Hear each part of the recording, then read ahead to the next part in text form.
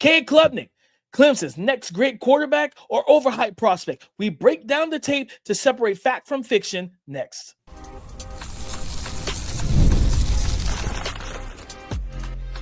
You are Locked On NFL Draft, your daily podcast covering the NFL Draft. Part of the Locked On Podcast Network, your team every day. Welcome back to the Locked On NFL Draft Podcast, your daily podcast covering your favorite draft prospects, part of the Locked On Podcast Network, your team every day. I'm your boy, Damian Parson. I'm an NFL draft analyst with Bleacher Report. That's my guy, Keith Sanchez. He is a director of scouting with the Draft Network and 2019 national champion with those LSU Tigers. And as always, thank you for making Locked On NFL Draft your first listen today and every day. Shout out for being our everydayers. We have a fun one, kind of changing our prospect evaluation format on you guys as we enter week 0 of the college football season. We're going to talk about Cade Klubnik heading into a big senior year for him and the Clemson Tigers. We can go over his strengths, his concerns.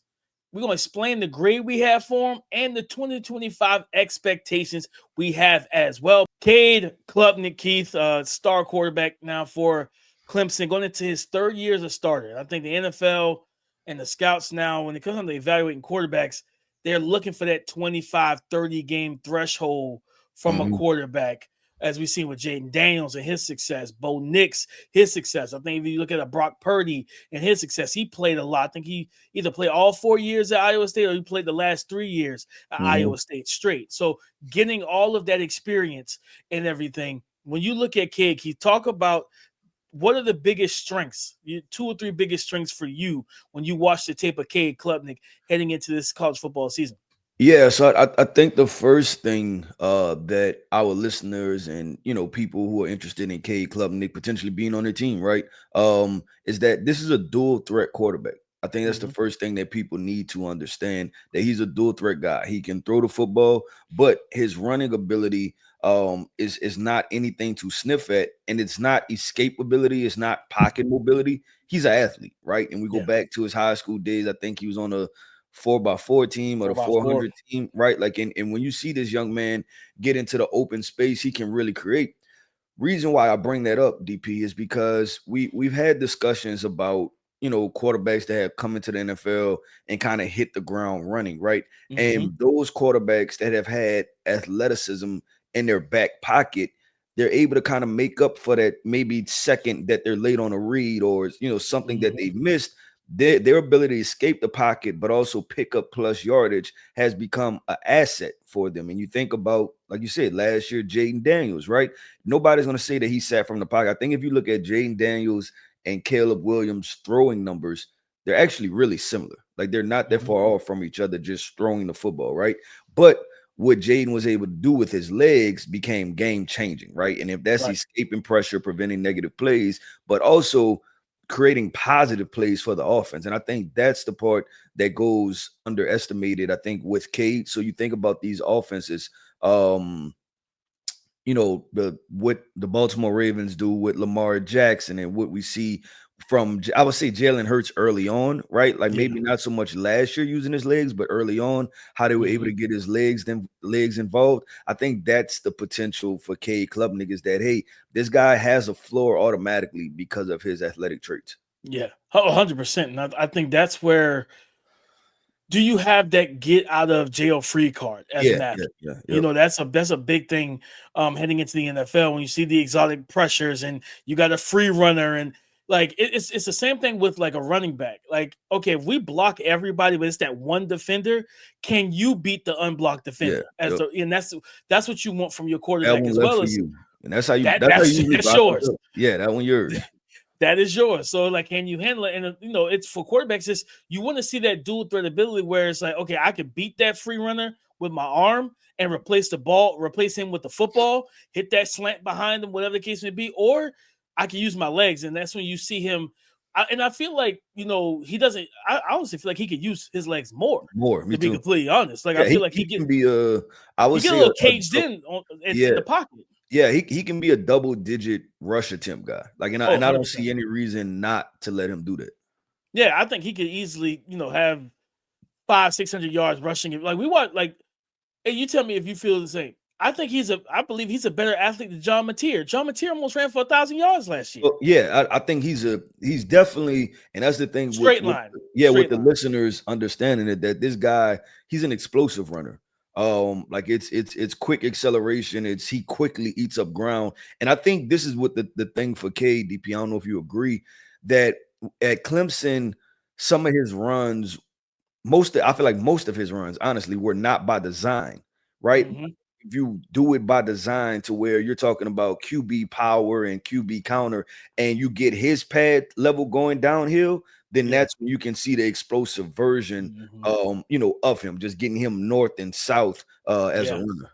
No, 100%. And I think the other strengths that I really appreciated, I watched him improve from an anticipation standpoint this year. Throwing the football. And throwing the ball early, getting it out, being comfortable. Like, because his first year, it felt like that pressure, that weight, right? It was like, oh, well, he came in like he started I think, was it the ACC championship game that year? DJU was the starter or whatever it was. Yeah. And then, he came into that game, they won the game, stuff like that. And it was a lot of hype and pressure thrown on his shoulders. Like, man, we haven't had a good quarterback since Trevor Lawrence and everything. And I felt like he internalized that and tried to play to that. In 2024, he was much more calm, much more comfortable in the pocket. Because the 2023 season, even playing, I think, like FAU and some of the bad teams they played, he still had early turnovers in those games. He was too high strung. Like, he was too high strung in those games. Whereas for me, I felt like he started games out a little bit better in 2024, not as amped and juiced up, and like he came in a lot more calm, cool, and collected. But I do like his pocket mobility and be able to slide in the pocket, use his legs in that regard. But that anticipation, that's the big thing for me. I was like, man, he's got to start anticipating windows, and watching him drop back, far hash throw it out before the receiver breaks on the out-breaking route, and it's like pinpoint accurate. I'm like, this is the type of stuff we want to see from you, Cade. And I think I was talking to our guy Jordan Reed, and I'm pretty sure it was Jordan I was talking to, and I believe we were texting, and he brought up Bo Nix as a comp for Cade, and I said, you know what, I can actually see that. The only difference is I think Cade has higher upside than Bo. From an athletic standpoint and everything, but Bo, had to go. Bo went to Sean Payton, and it worked out. I think Cade has that ability to. I don't think he has to go to a Sean Payton offense to thrive. You know what I mean? Like, I think you can get him with a good, not an elite play caller and designer. You get him with a good OC, get him in that West Coast. I think he fits the West Coast offense very well. But then also meshing that the RPO stuff he's used to, some of the air raid concepts. I was listening to Fernando Mendoza talk about how Kurt Cignetti is using some of the stuff he did at Cal and putting it into their Indiana playbook to make sure he's comfortable. And I'm like, guys, NFL coach, that's a college coach doing that. Right? That's a college coach doing that. Let's do this in the NFL, man. I think the ball placement, the accuracy improved last year, anticipation, and I think he's got an underrated arm. I don't think he's got an elite arm, but I don't think he gets enough credit for the arm talent and strength that he has. Yeah, because he could definitely push the ball vertical, right? Like, and it comes off his hand with pretty good velocity, right? And you could tell on those potential seam throws, skinny posts, right? Like him coming off a play action and taking a deep shot down the field. I agree with you. His arm is better. Drive it. Yeah, and he's and I don't know if you feel the same way, but like in scouting, one of the hardest throws is that opposite hash comeback, right? So I just simply say, is he an opposite hash guy or not? Right? Like, can he rip it off the opposite hash, or can he not? And that usually tells, okay, how strong is your arm? And I think Cade could get it in right now. It's just him with footwork and things like that. If he's able to be accurate with it, but he can get it in there and rip it. So so just paint the picture real quick, DP, of the strengths is, listen, Cade Klubnik, dual threat quarterback, hell of an athlete, has arm talent, pinpoint accuracy. And I would say this, and we have the concerns coming up next. He's a streaky thrower, and streaky meaning in a way that this guy can dot you up for 10 completions in a row. When he's on, he's on. But DP, let's keep this thing going. I said we have two sides of this story, man. Two sides of the streakiness with Cade Klubnik. We're going to talk about the other sides. We're going to talk about the concerns coming up next. This episode is brought to you by BetterHelp. These days, it feels like there's advice for everything. Cold plunges, gratitude journals, screen detoxes. But how do you know what actually works for you? With so much information online about mental health and wellness, it can be overwhelming to figure out what's true and what will actually help. That's where talking to a licensed therapist through BetterHelp can make all the difference. You get real, personalized guidance instead of just guessing based on something you saw on social media and online. For me, therapy has helped me a lot. I've been in therapy for about a year and a half. You're talking about finding ways to cope, finding ways to stay motivated and level headed through the challenges, the ups and downs from life. Therapy has helped me with that. Someone unbiased talking to me about what I'm dealing with. Talk it out with BetterHelp. Our listeners get 10% off their first month at betterhelp.com/locked on. That's BetterHelp, HELP.com/locked on. The concerns for the profile that is Cade Klubnik, Keith, and I think for me, it's going to be the decision making. I start with decision making against pressure. I think when he starts to, I don't say he gets rattled, but he tries to then rush up and speed up his process.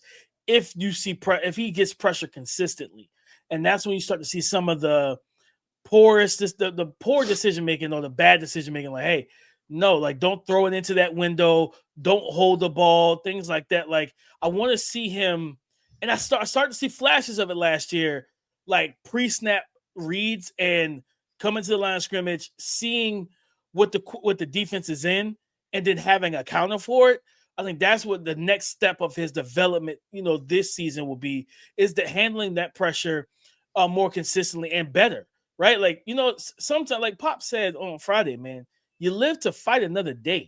Like, you live to throw another day. If they get back there to you, just sometimes you just got to take the sack. Take the sack. Don't throw it away. Especially like I've seen them like once or twice. I've seen them like try to throw it away late.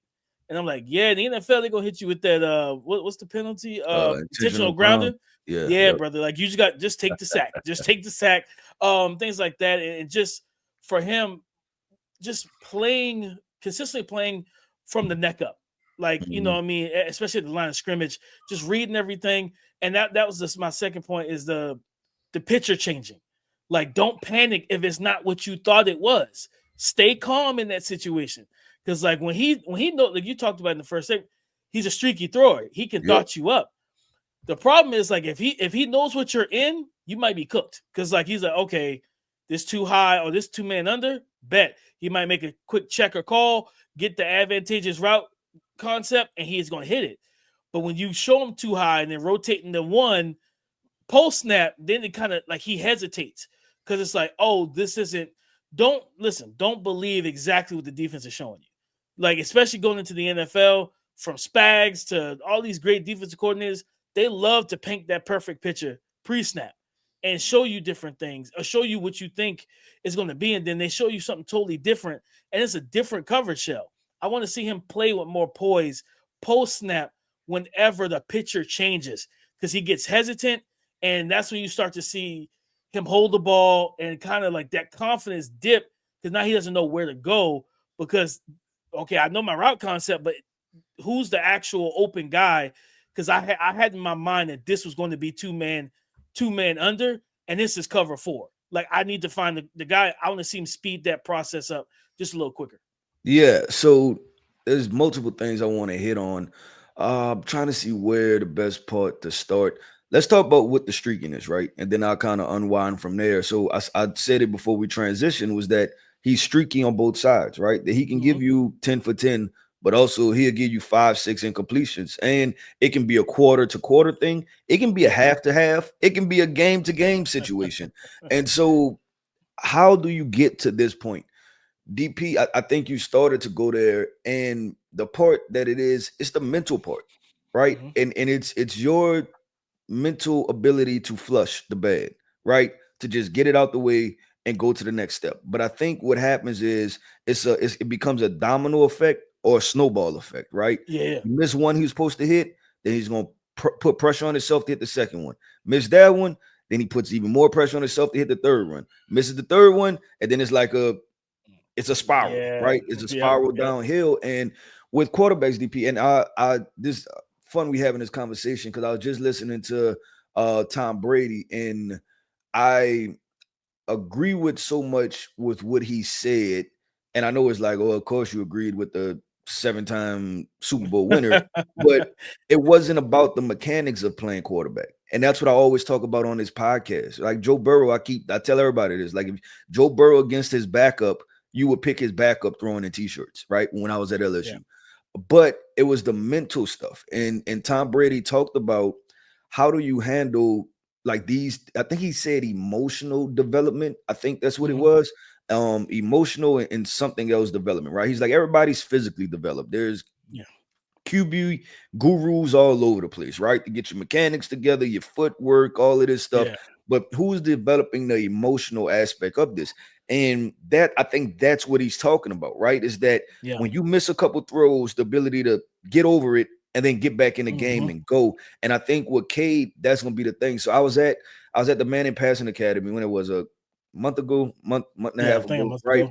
Yeah. And they was doing kind of the target practice where they have the stations, right? And you kind of have to hit the 4 stations. And obviously I had an idea of how I felt about Cade coming in. And don't quote me on this because I feel like I'm probably about 90% correct on this. Cade may have missed the first one, and then that was the easiest one, and then he went on to miss the next 2, right? And you kind of seen the mental part of it, but the one I think he did hit was the one that was probably the most improbable, meaning that the pressure's off because I don't have the pressure to hit the throw. So with Cade, I think. And it's with a lot of these quarterbacks, DP, because once you make it to the NFL, right, most of these guys can rip it, right? Like the Blaine Gabberts, the Blake Bortles, they can stand and rip it with the best of them. But it's the how you handle it mentally, kind of getting yourself up off of the canvas, if kind of using a boxing phrase, after you kind of mess some things up. Like, you missed the 2, but I need you to flush that and move on, right? You get 5 minutes to think about it, probably. I'd rather 10 seconds and on to the next play.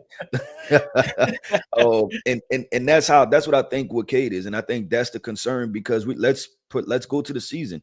I mean, you start off with LSU, right? And I think Clemson should be the favorites, right? If you look at roster to roster, LSU has a good roster offensively. Defensively, still got to figure some things out. But this Clemson team is probably one of the most well-rounded teams. They should be top 2 or top 3 as far as well-rounded teams on both sides of the football. That's going to be a lot of pressure to win that game. How does he play? If you start off fast if you start off slow in the first quarter, you got 3 more quarters. You see what I'm saying? To finish this thing. So that's what I'm going to be paying attention to, DP, with Cade. And that's also kind of encapsulates my concerns with him is like, hey, we have to mentally develop the situation to be able to get over stuff. Yeah, I think that's where, in the first one I said, I don't like comparing the Bo Nix. I don't think he needs to go to an elite play caller. What I do think he needs to go to is an elite human as a coach. Like, so you talking about that emotional stuff, that emotional part is like, you think about Kevin O'Connell, right? Like what I love about Kevin O'Connell is because I remember, I think it was during the season last year. I think may have been during the season. He had he pulled Anthony Richardson to the side and said something to Anthony Richardson, like, you're going to be in this league, like keeping his spirits up. A coach that's going to be a player's coach, a Mike Tomlin, that motivator that's going to be like, listen, I'm not worried about that. Like, you missed those 2 throws. I'm not benching you. I got you. I believe in you to instill that confidence because at the end of the day, he's a human. Yeah, so with Sean Payton, right? He shouldn't go to Sean Payton, right? Because Sean Payton, he get after people. So 100%.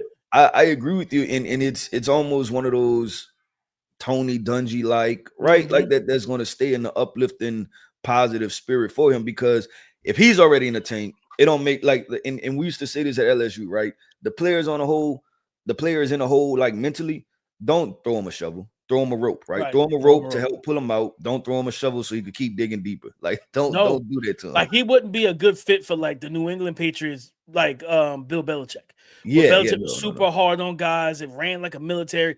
Now Belichick's they say he's much easier at North Carolina dealing with the kids, but when he's dealing with grown men in the league, like it's a different ball game, right? You want to get him with a Kevin O'Connell and Sean McVay. Now, granted, those guys have their quarterbacks, but just that mentality of how they handle it, or like I said, a Mike Tomlin, Mike Tomlin is going to give you that tough love, but he's also going to motivate you too, right? Like you don't want him dealing with a head coach that's going to, like you said, Sean Payton's going to be just a hard butt in your face all the time. Like, no, man, if he's already in the hole, don't let him spiral anymore, because your offense is not going to get out of this rut until you pull him out of that. So I think that's going to be the big thing with him mentally, is like, now it's not just a play caller, it's the mentality of the coach. Like, is he a player's coach? Is he a teacher? Is he a motivator, right? Like, if you get him with a guy like that who also can call good plays, yeah, like, you're going to feel really good about what you can get out of Cade Klubnik and his potential at the next level.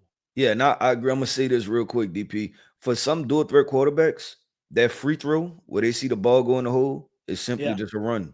If they could pick up with a first down with their legs, you see their whole entire mentality change, because they view that as something positive. But DP, let's do this, man. This is how we're gonna wrap the show up. We're going to give out our grades, right? Where do we have Cade Klubnik graded at this point? And what are the 2025 expectations overall for Mr. Cade Klubnik? We're gonna talk about that coming up next. This episode is presented by Yahoo Fantasy. And this year, me and the Locked On NFL Draft Podcast are playing on Yahoo Fantasy, and you should too, whether you're a first-timer or a veteran making your millionth league. To celebrate 28 years of fantasy football greatness, Yahoo Fantasy is dropping 28 big new features over 28 days throughout August. To kick it off, they just dropped Yahoo Fantasy Guillotine Leagues, a killer new way to play fantasy football on Yahoo, where the lowest scoring team gets eliminated each week until there's only one team left standing. With the season around the corner, now's the time to get your league together and give this new mode a try. But if you're into the classics more so, you can still play in head-to-head private leagues or join a public league. But here's the key. Stay tuned for more killer announcements and start playing Yahoo Fantasy Football now at yahoofantasy.com/lockedonnfl. Thank you for making Locked On NFL Draft your first listen today and every day. Shout out for being our everydayers. The grade. Explain the grade. I think for me right now, kid, I have him as a first-round player for the 2026 NFL Draft. He's my QB3. I think that he's going to be a top 15, top 20 pick if everything holds true. I think if he even improves, we see him in the top 10 with teams that's going to need quarterbacks. And there's more teams than people think that has a lot of potential to end up needing quarterbacks at the end of the 2025 NFL season. I think the arm talent, the mobility, the athleticism, as we talked about, the improving with the accuracy and ball placement and the anticipation. That was my main thing. Like, we talked about the mental just in the second topic of the concern of, like, don't let things spiral, but the mental of his development to see it quicker, throw it earlier, anticipate those breaks, understanding defensive back leverage in that one-on-one battle with his receivers and putting the ball away from those guys, things like that. Watching that growth from him from 2023 to 2024 was big time encouraging. And now I was like, okay, I want to see that growth. I know the work ethic that he has and everything. Now I want to see that growth take another step. So I have him as a first round pick, top 20, top 15 potential pick in this class. Extremely talented young man. Now we got to see him put another full season together and even take it another step further this season. Yeah, I'll go. I have him as a first round also. I have him as a fringe first round grade, right? So kind of at the end of the first round. Yeah. But going in the first round, where do I think he will end up? Top 15, top 20. If he's considered a first round pick, I think he'll be a top 15, top 20 guy, because I believe people will buy into what the upside can be. We talked about the off the field, obviously good character guy. Clemson usually does have those type of guys, right? And I look at it and I say, just with his grade, was that it was two sides of the coin, right? It's the athleticism, and I think the athleticism, you're a freaky athlete at quarterback. For me, usually that puts you in the top 2-3 rounds off the jump, right? The Yeah. Malik Willis's, the Anthony Richardsons, thing like that, right? Like that gets you in there. Then now it's the passing ability. Anthony Richardson, the Will Levis, Malik Willis. I think I left those guys as second round grades. Yeah. I put Cade as a first round grade because I've seen him have complete games where he's throwing the football well, right? And you talked about it earlier. This guy's played a lot of football overall, right? This would be his third season as a starter. Third straight. Yep. Yeah, third straight year being a starter. So I believe that there's a lot of football under his belt. They'll be hopefully what Clemson is supposed to do, if they do what they're supposed to do, you're talking about ACC championship games. You're talking about he's played in at least 2 playoff situations, playoff brackets. So there's a lot of high leverage moments. So there's a lot that you like about there. What are my expectations for Cade Klubnik? So this is interesting, because what it's supposed to be is a good quarterback on a great team. You're supposed to start talking Heisman, right? That's what it's supposed to be. I don't know if it's going to be that, because I'm not sure if like, we have to see if Cade is going to fully let loose, right? Or is he still kind of going to play in his own kind of confines? So I think he's a 25, 30 touchdown guy when you're talking about running and throwing the football, and him minimizing the turnovers. That's what I think it would be. I think he would be a highly efficient quarterback. I think that's what looking for, and that's the expectations for Cade Klubnik. Yeah, my expectations, like I did a stream over on Bleacher Report, on Thursday, and I had to rank my top Heisman candidates, and I put him at the very top because of everything you just said. You are on one of the best teams, if not the best roster in college football. There's no shortage of weapons. Like, you got 4 or 5-star receivers all around you. 2 young sophomores. You got Antonio Williams, who's a potential first round pick in talent. Adam Randall, who the big body kid who's like a 4-star at Myrtle Beach, South Carolina. Like, you got a bunch of just bunch of talented receivers. You got a defense that should be able to play top-notch football, get you the football back, keep teams at bay and not allow 30, 40 points a game and all that type of stuff. And you're talking about creating turnovers and forcing punts and getting you the ball and getting you maximizing your touches on the field. And I think that's where I'm at with him, is that he should be a Heisman candidate at the end of this season. There's no reason you shouldn't. You play in an air raid offense. You can run. They'll run the ball. They want to run the ball with their running backs, but also you're going to run the ball. You got the weapons. We've shown the development as a passer. So why shouldn't we expect 4,200 yards passing, 30-plus passing touchdowns, 5 or 7 rushing touchdowns, over 500 yards rushing? That we want to see. That's the thing for him, is that put it all together and go out here and dominate, because you absolutely have the opportunity to do so. So that's my expectation for him to, at the end of the 2025 college football season, win the ACC. I don't think there's a team that has the talent in the ACC. Miami, maybe. And I still wouldn't give them that level of talent. No, like, especially defensively. You know what I mean? You got to worry about that secondary, things like that. But yeah, I mean, Duke, I think Duke is going to be a tough out for teams with Darian Mensah and those guys that they have over there. Chandler Rivers, the star corner, Trey Moore, their star safety, all of that.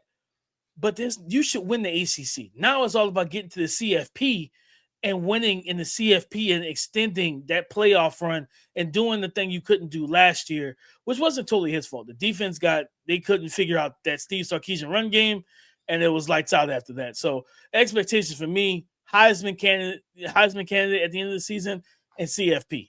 Yep. No, I like that. And I like the fact that you say, you know what, you're just going to push the line and push the barrier, right? Like, we're just going to say it and stand it. It'll be interesting to see what he does. And I think looking at their schedule real quick, DP, they start with LSU, but they have Troy, Georgia Tech, Syracuse, North Carolina, Boston College, SMU, Duke, Florida State, Louisville, Furman, and South Carolina. So they should have an opportunity, and he has some games to where you're talking about you should potentially be able to put up some Heisman numbers, right? Get in your bag and put up. Gotta get that SMU get back. Yeah. You lost the SMU in the ACC championship game, which pushed you to end up facing Texas. Because if you beat them, you go and play probably Penn State, and I probably would have picked Clemson to beat Penn State. You know what I mean? Like, instead of having to go against a SEC powerhouse like Texas.